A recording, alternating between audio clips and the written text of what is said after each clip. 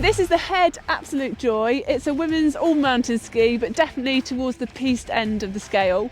I've got to say, this is one of the easiest skis I've ever skied on.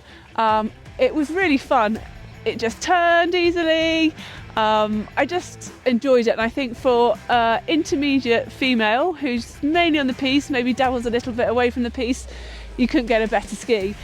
Just to talk a little bit about the technology, you've got the energy management circuit here, and what that is a vibration dampening system.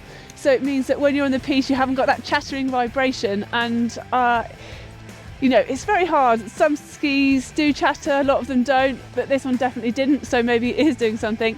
And something I really wanted to talk about was this binding system. It's the protector binding. It's new technology from Head, and what it is, it makes your back of your heel release, so it's trying to evict that look like backwards twisting fall that you kind of often see and often results in knee injuries. When I heard about it, I was like, that makes complete sense. Obviously, luckily I didn't try it out, I didn't fall over on the piste, but it's an interesting bit of technology, especially for anybody who's got a knee injury or is worried about getting a knee injury. So just to summarise, it's the Head Absolut Joy women's all mountain piste ski, and it was a joy.